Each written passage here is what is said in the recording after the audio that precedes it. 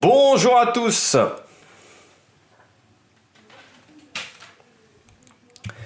Bonjour à tous, j'espère que vous allez excellemment bien. On se retrouve de nouveau parce que je crois qu'on est au moins à 3 ou 4 vidéos aujourd'hui de programmer sur la chaîne avec les présentations d'épreuves cyclisme et puis également les Jeux Olympiques. Et là, c'est la 4e vidéo de la journée, normalement si tout se passe bien au niveau de l'upload. On va revenir, on va débriefer le tour de la communauté de Valence qui s'est déroulé la semaine dernière, de mercredi à dimanche. C'était en même temps que l'Étoile de Bessèges. Épreuve qui, je rappelle, l'année dernière avait eu lieu en avril, mais qui est normalement une épreuve de début de saison, qui est la course la plus ancienne organisée en Espagne de course par étapes. Avant la Vuelta, donc c'est une course qui est très importante pour les Espagnols qui lancent vraiment la saison. Il y avait 3 étapes plutôt vallonnées et 2 étapes vraiment réservées pour les sprinteurs, en sachant que l'étape 2 a fini au sprint, même s'il y avait quand même quelques difficultés sur le parcours. On avait une arrivée très difficile, c'était l'étape 3, où il y avait en plus une section, on peut dire en gravel, très clairement, et puis il y avait également l'étape 1 qui n'était pas si facile que ça, avec notamment une belle victoire de Remco Evenepoel. On va revenir sur tout ça. N'hésitez pas à vous abonner à la chaîne, à réagir dans les commentaires, à me dire ce qui vous a plu, ce qui vous a déplu pendant cette course. N'hésitez pas également à ce qui m'intéresse dans les commentaires, à savoir ce que vous avez pensé notamment de l'arrivée de l'étape 3. Donc il y avait une petite section en gravel et de la sécurité au niveau de cette course, parce que moi je trouve qu'il y a des choses à redire. N'hésitez pas à mettre un pouce bleu, à partager la vidéo si vous pensez qu'elle peut plaire à vos proches, notamment sur les réseaux sociaux. Et n'hésitez pas à vous abonner à la chaîne également, c'est très important. On commence tout de suite avec le programme du jour. Eh bien, on va faire... Alors, on fera pas les bleus, parce que je trouvais que les Français ont été très discrets sur cette course. Voilà, j'ai pas grand chose à dire sur les Français en finale, hein, et sur les coureurs qui étaient dans des équipes françaises. Donc, Promio, ça va me faire gagner un petit peu de temps au niveau de la vidéo, au niveau du montage, mais c'est surtout que voilà, j'ai pas grand chose à dire du côté des Bleus sur cette course. Je rappelle qu'il y avait Groupama, notamment AG2R qui était présent. Cofidis également était là, mais j'ai pas été vraiment impressionné par leur performance. Non, il n'y avait pas Cofidis, c'était BNB. Non, mais je crois... Attends, je les enchaîne hein, entre Katowski là. Vous allez voir que sur les présentations également, il y a une vidéo, la vidéo du Tour de Man. Tout le monde a décidé de ne pas faire le Tour de Man entre lundi et mercredi. Donc, je me retrouve avec une vidéo où il y a pas mal de gens qui disparaissent des starting lists. C'est ma semaine, j'ai l'impression. Et ben on commence tout de suite avec ce tour de la communauté de Valence. Donc voilà, j'ai parlé des Français. J'ai trouvé que du côté des Français, déjà on n'avait pas mis des très grosses équipes non plus. AG2R, Groupama ont été assez discrets. Du côté de Groupama, j'ai envie de dire, c'est un peu le résumé de leur début de saison, où je trouve qu'ils sont vraiment très discrets pour le moment. J'espère qu'ils vont à un moment un petit peu se réveiller. Et puis... Enfin voilà, j'ai pas grand chose à dire vraiment sur les Français, hein. Donc c'est pour ça que j'ai décidé de ne pas faire le bilan des Bleus, contrairement à d'habitude. Ce qui va me permettre de parler de la sécurité. Moi j'ai trouvé qu'en termes de sécurité, il y a eu des gros soucis d'organisation déjà, parce qu'on a quand même eu plusieurs équipes qui ont eu des problèmes avec la Covid, notamment Bike Exchange, notamment Jumbo-Visma, notamment DSM, c'est-à-dire que vraiment ça a nui à la course, hein, tous ces départs nombreux. Et puis il y a eu des gros problèmes d'organisation. Je pense notamment à la chute de David Decker sur l'étape 2. Je trouve que la descente était quand même assez dangereuse, et surtout il y avait peu d'indications sur cette descente. Je trouve que l'arrivée de l'étape 3 n'avait aucun intérêt, et surtout c'était très dangereux parce que le terrain était pas plat du tout, c'est-à-dire qu'il y avait vraiment des gros cailloux, on pouvait pas mettre ses roues n'importe où.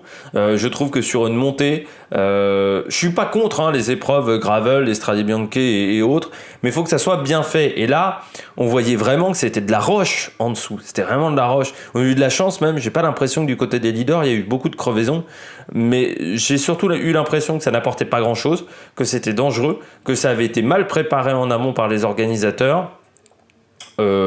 Et que je pense que Vlasov aurait réussi à faire la différence sur Evenepoel, même s'il n'y avait pas eu ce passage-là, vu la forme de Vlasov. Donc, au final, j'ai pas eu l'impression que ça avait beaucoup d'intérêt. Et surtout, il y a un truc qui m'a énervé, que ça soit étape 2 ou étape 5, les banderoles publicitaires, enfin les banderoles de il reste 5 km, ce que j'appelle un petit peu banderoles publicitaires, mais les banderoles qui indiquent qu'on a 5 km de l'arrivée à 15 km de l'arrivée, qui empiètent sur la route. Ça, pour moi, c'était interdit par l'UCI. Hein. On n'avait plus le droit de le faire. L'année dernière, quand l'UCI a parlé des bidons, le fameux texte où il y a les bidons, il y a aussi un gros volet sur la sécurité, et notamment qu'il ne fallait pas que ça empiète sur la route. Et là, ça empiète concrètement sur la route, et surtout, parfois, il n'y avait pas de signaleur avant ces banderoles-là. Donc déjà, tu fais une erreur, en plus, tu mets pas de signaleur. Donc je trouve que l'organisation n'a vraiment pas été au top sur cette course, et ça m'a vraiment énervé. On passe tout de suite aux coureurs au top. Attaque de Marlou! Du côté des coureurs au top, je commence avec le vainqueur de cette semaine, Vlasov, qui vraiment sur l'étape numéro 3 est intouchable. Vraiment, il a été très très fort. Bien entouré aussi, Vlasov. C'était un peu un test parce qu'il passe de Astana à Bora. Première course avec Bora, donc on ne savait pas comment était son état de forme, quelle était sa condition physique. J'ai été, moi, plutôt très rassuré. Après, Vlasov, on sait que c'est un coureur qui démarre toujours bien ses débuts de saison. Notamment, je me rappelle du Tour de la Provence, mais c'est quand même un mec qui arrive à se mettre en route très rapidement, comme Valverde. Et je trouve qu'il a vraiment fait une belle semaine, Alexandre Vlasov, qu'il a bien mis en avant les nouvelles couleurs de Bora. Et puis, il a été très bien entouré aussi pendant toute cette semaine. Je trouve que son équipe, notamment sur l'étape 3, fait vraiment du bon travail pour le placer en bonne condition. Il a mangé très peu de vent aussi, donc il a vraiment été bien protégé. Et puis une fois qu'il avait fait le plus dur dans cette étape 3, étape 4, étape 5, la seule chose qu'il ne fallait pas faire, c'était tomber. Parce que sinon, c'était quand même des étapes beaucoup plus plates et où Remco Evenepoel aurait des difficultés à faire des écarts qu'à partir du moment où il avait pris 30 secondes à ce moment-là. La course était jouée, mais il a vraiment fait une belle étape. Et puis je trouve que sur l'étape 1 aussi, parce qu'on a tous été émerveillés par Remco Evenepoel, Vlasov est le meilleur des autres. Donc vraiment une belle semaine pour Alexandre Vlasov. Je continue avec Remco Evenepoel. Là aussi, Remco Evenepoel, alors impressionnant sur l'étape 1.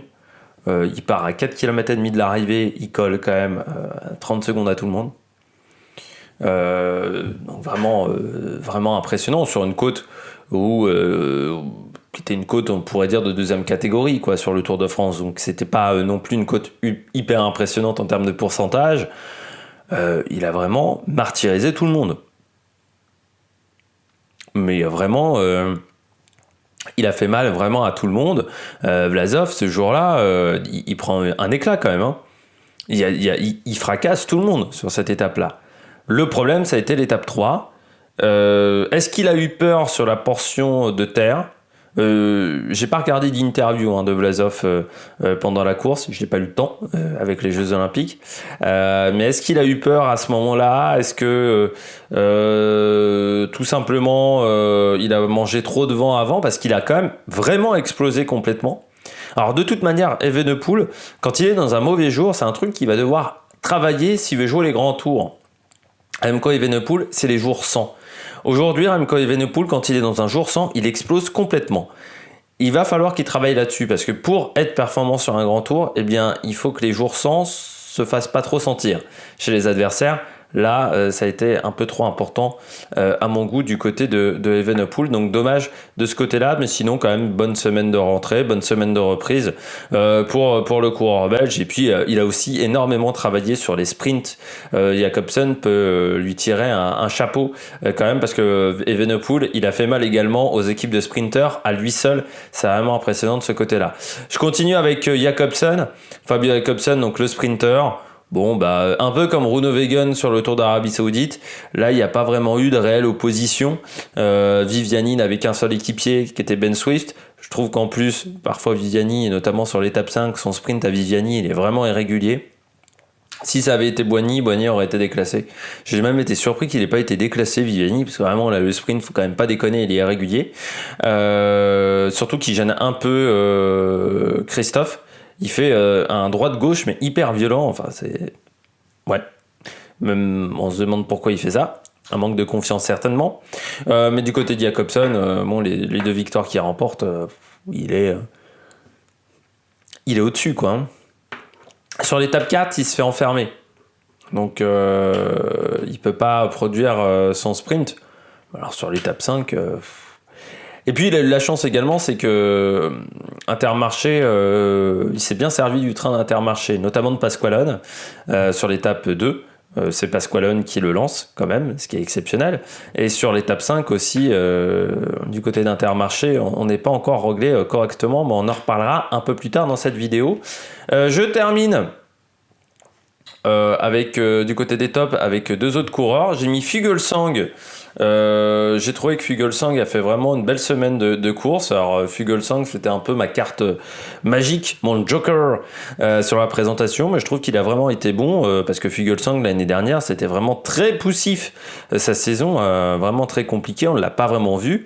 Là où lui aussi, hein, il est passé chez Israël, donc je voulais voir ce que ça donnait. Ça a plutôt été intéressant ce qu'a fait le Danois. Je pense qu'il a encore des jambes. Moi, c'était l'inquiétude que j'avais. Pardon, mais vous savez toujours que moi, après passer 33, 34, je commence à regarder un petit peu l'état de forme des coureurs.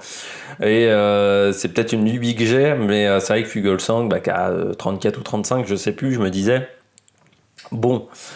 en plus, il a un contrat, je crois, de 3 ans avec Israël. Donc, c'est inquiétant, quoi, s'il n'est pas performant, parce qu'Israël, ils ont mis beaucoup de thunes sur lui. Et là, je trouve qu'il a vraiment fait une belle semaine de compétition. Après, c'est un coureur qui a toujours été bon sur les courses d'une semaine. Moi, je pense qu'il a toujours eu un souci de récupération, même s'il a fait des bons grands tours. Hein. Il a été dans le top 10, notamment du Tour de France. Mais Fuglsang, j'ai toujours trouvé que sur les grands tours, en 3e semaine, il était un peu cramasse. Et pourtant, c'est un mec qui a un beau palmarès aussi, hein, mais plus sur les courses d'une semaine. C'est vrai que sur les courses d'une semaine, le Dauphiné notamment, il a toujours été bon sur les courses d'une semaine. Donc la 6e place sur ce Tour de la Communauté de Valence. Je ne l'ai pas marqué parmi les gens qui ont fait également une bonne course, mais la Movistar, hein, que ça soit Enric Mas ou Valverde, les deux font 4 et 5, c'est aussi une belle performance. Après, Valverde, c'est pas vraiment une surprise. C'est un coureur qui est toujours performant tout de suite. C'est-à-dire que c'est un coureur qui arrive à se mettre dans le rythme de la compétition toujours très vite. Et on l'a vu notamment au trophée de l'île de Majorque, où il avait déjà remporté une course. Et puis Enric Mas également performant avec la 4e place à 50 secondes. Donc vraiment une belle semaine de compétition. Je continue avec Penalver. Pourquoi j'ai mis Penalver, coureur de Burgos? On en a parlé dans la présentation. J'avais dit que Burgos était une équipe assez faible. Je pense toujours, mais Penalver, voilà, il s'est montré avec une 3e place. Ce qui est vraiment une belle performance sur l'étape 4. Non, même une 2e place sur l'étape 4, où il fait un très beau sprint, je trouve, sur cette étape-là. Vraiment, Jakobsen, qui est derrière, arrive pas à remonter sur lui. Vraiment, il fait quelque chose de bien sur cette étape 4, où il suit vraiment le bon paquet. Il fait vraiment le sprint idéal derrière Moschetti, qui était un sprint assez particulier parce que ça revient de l'arrière sur ce sprint de l'étape 4, mais je trouve que voilà, il est très très bien placé, il sent bien le mouvement, il sent bien l'action de course, parce qu'on peut pas dire que Burgos lui ait emmené un sprint. Ça, faut pas déconner non plus. Et puis, sur l'étape 5, ils ont un peu mieux roulé, Burgos. Mais c'était quand même pas un sprint totalement enlevé. Et sur l'étape 5, il fait quand même 7e sur un sprint peut-être un peu plus classique. Donc vraiment... et en plus, il est un peu gêné par Viviani sur l'étape 5. Donc vraiment une belle semaine de compétition pour Manuel Penalver. Et pour Burgos aussi, hein, parce que le coup de la première division, je crois que ça marche également pour les pro teams. Il va falloir se montrer pour Burgos et engranger des points, ça va être important. Et puis il a quand même battu sur l'étape 4, donc Christophe, Viviani, Jakobsen, Agnolski, Molano, donc plutôt, même Mozzato également, Bran Velten du côté de la Groupama. Donc il a quand même battu des très bons coureurs, Manuel Penalver. Je crois que j'ai dit tous mes coureurs au top, donc on passe tout de suite aux coureurs bonnet d'âne. Du côté des bonnets d'âne, je commence avec Intermarché sur les sprints principalement. Intermarché donc à Christophe. Alors c'est Intermarché et Christophe en même temps, vous allez voir. Christophe, parce que je suis assez inquiet sur ses sprints. J'ai trouvé qu'il n'y avait pas le kick vraiment du sprinter. C'est-à-dire que quand Pasqualone s'écartait, Christophe, il démarrait, mais je le voyais pas prendre de la vitesse. Donc ça, c'est assez inquiétant quand un sprinter commence à avoir ce genre de choses-là. Vraiment, il prenait pas de vitesse, Christophe. Donc moi, ça m'a un peu inquiété. Et puis en même temps, je trouve que le train d'Intermarché n'a pas très bien marché, notamment Pasqualone. Alors Pasqualone est en forme, ça c'est clair et net. Il a fait un gros travail, mais plus pour Jakobsen que pour Christophe. Donc ça, c'est un petit peu un problème. Et puis même le train, je trouve que le train aurait pu être un peu mieux réglé. J'ai vu Adrien Petit, par exemple, parfois être utilisé un peu trop tôt. Je pense qu'Adrien Petit doit être utilisé avant Pasqualone. Il doit y avoir, vu ses qualités, je pense qu'Adrien Petit peut être on va dire le troisième homme. Donc il y a encore des choses à régler, je pense, du côté d'Intermarché. Il y a une base qui me semble intéressante, mais il va falloir encore bosser et surtout il va falloir régler le timing entre Pasqualone et Christophe. Pour le moment, le timing n'est pas encore bon. Quand le timing sera bon, et si Christophe a des jambes, ça peut être intéressant. J'ai mis Ineos, alors pas pour tous les coureurs d'Ineos. J'ai mis Ineos parce que j'ai mis surtout 2 coureurs dans cette formation qui, je trouve, ont raté peut-être l'occasion du siècle. C'est Sivakov et Geoghenaert. Pourquoi ? Parce qu'on sait très bien que Bernal, il ne reviendra pas de la saison. Comme je l'ai dit, le malheur des uns fait le bonheur des autres. C'est-à-dire qu'il y a des places à prendre, notamment au niveau du leadership. Parce qu'un Carapaz ou un Geraint Thomas vont pas pouvoir faire tous les grands tours. Donc il y a un moment, des coureurs comme Sivakov et comme Geoghenaert, qui ont raté leur saison 2021, surtout Geoghenaert, ils ont le moyen de se racheter. Et je pense que ce Tour de la Communauté de Valence était déjà un petit test pour ces coureurs-là. Et là, Geoghenaert, il finit 12e à 2,54, pas fou. Sivakov finit à 2,05. Et en fait, la surprise chez Ineos, pour moi un petit peu, c'est Carlos Rodriguez qui fait en fait la bonne opération du jour, Carlos Rodriguez, pour se montrer, pour aller sur les grands tours. Je trouve que Sivakov et Geoghenaert, ils ont raté leur opportunité. Contrairement à Rodriguez, qui a été très très bon sur l'étape numéro 3. Il a vraiment été très performant sur cette étape-là derrière Vlasov. Et je trouve qu'il fait une bonne semaine. Il finit à 36 secondes, à 4 secondes d'Evenepoel. C'est vraiment bien. Geoghenaert et Sivakov, ils ont raté l'opportunité de la semaine, quoi. Vraiment, où ils devaient se montrer. Ils devaient montrer que, voilà, on est performant, on est en capacité de prendre le leadership de cette formation, ou au moins d'accompagner les gros leaders. Et d'être les lieutenants de luxe. Là, je n'ai pas vu ça dans ces 2 coureurs-là. Et il n'y aura peut-être pas 150 opportunités jusqu'à la fin de saison pour faire ce type de performance, pour se montrer au niveau de la direction de Ineos. Ils ont peut-être raté l'occasion du siècle. Et puis je termine également avec Nizzolo. Avec Nibali. Au départ, j'avais mis Nizzolo et puis je l'ai enlevé, j'ai mis Nibali. Seulement 16e, Vincenzo Nibali à 3,12. Bon, Nibali, c'est plus le Nibali qu'on a connu, très clairement. Surtout là, c'est inquiétant, c'est que David de la Cruz finit devant lui. Alors, David de la Cruz qui a toujours été bon sur les courses en Espagne et sur ce type de montée qu'on a eu sur le Tour de la Communauté de Valence, c'est-à-dire des montées de 10 minutes, un quart d'heure d'effort. C'est toujours un domaine dans lequel il est très bon, David de la Cruz. Mais Nibali, il finit quand même à 3 minutes 12. Et puis, j'ai pas trouvé une augmentation de son niveau pendant la semaine. C'est ça qui m'a absolument pas rassuré. Pour ce coureur-là, moi, j'aurais aimé qu'au fur et à mesure de la semaine, il progresse. Ça n'a pas été le cas. Donc c'est pour ça que j'ai été déçu par le coureur italien. Je termine en vous disant que le premier français sur cette course a été Maxime Chevalier qui finit 23e. Du côté du premier coureur, du premier bleu qui finit du côté du classement du maillot vert. Je crois que je vais chercher longtemps parce que c'est Bram Welton qui a fini 29e de ce classement-là avec 5 points. C'est pour dire que les Français ont quand même pas... Ah non, il y a Luca Mozzato, qui finit 15e avec 21 points. pour dire que ça n'a quand même pas été la folie du côté des Bleus. J'espère que vous avez aimé cette vidéo. Si vous avez aimé cette vidéo, n'hésitez pas à réagir dans les commentaires, à mettre un pouce bleu, à partager la vidéo, notamment sur les réseaux sociaux. Et puis nous, on se retrouve pour de nouvelles aventures sur la Mac Production. Ciao, ciao!